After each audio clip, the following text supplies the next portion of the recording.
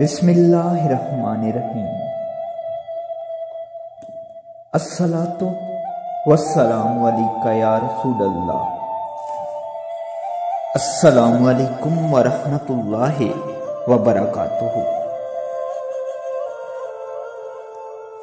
तौबा करने वाले के लिए अहम उमूर में से ये भी है कि अगर वो आलिम ना हो तो इस बात का इल्म हासिल करे कि मुस्तकबिल में उस पर क्या वाजिब है और क्या हराम है,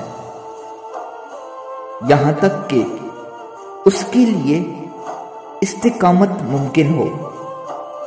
अगर वो तन्हाई इख्तियार करने को तरजीह नहीं देगा तो उसे मुकम्मल तौर पर गुनाहों से छुटकारे पर इस्तिकामत हासिल नहीं होगी, अगरचा बास गुनाहों से तौबा कर लेगा।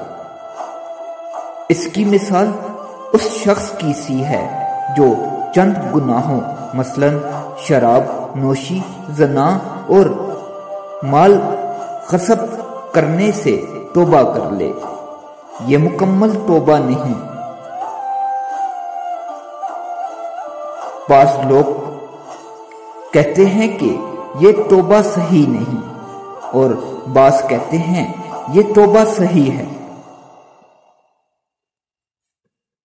इस मकाम पर सिर्फ सही या गलत कह देना काफी नहीं है, बल्कि हम कहते हैं जो इस तौबा की सेहत का इनकार करता है उससे पूछा जाए कि सही ना होने से तुम्हारी क्या मुराद है।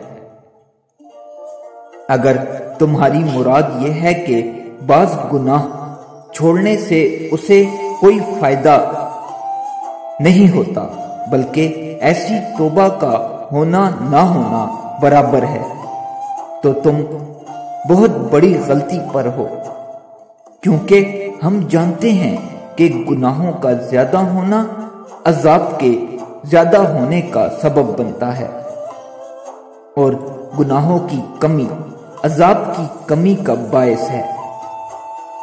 जो कहता है कि ये तौबा सही है उससे कहा जाए अगर तुम्हारी मुराद ये है कि बाज गुनाहों से तौबा ऐसी कबूलियत का बायस है जो निजात या कामयाबी तक पहुंचाती है, तो ये भी खता है। बल्कि निजात और कामयाबी तो तमाम गुनाहों को छोड़ देने में है। ये हुक्म जाहिर के मुताबिक है और हम अल्लाह अज़्ज़वजल के पोशीदा राजों के मुतालिक गुफ्तगू नहीं करते। उन्हीं में से एक अफ़्वो दरगुजर भी है।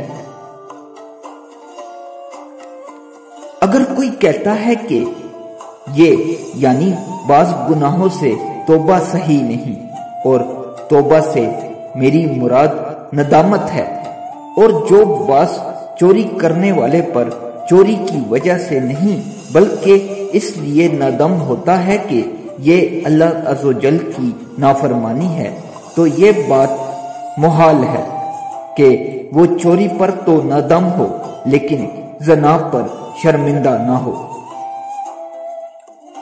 अगर इस बात की परेशानी का सबब गुनाह सरजद हो जाना है तो ये इल्लत ज़ना और चोरी दोनों को शामिल है।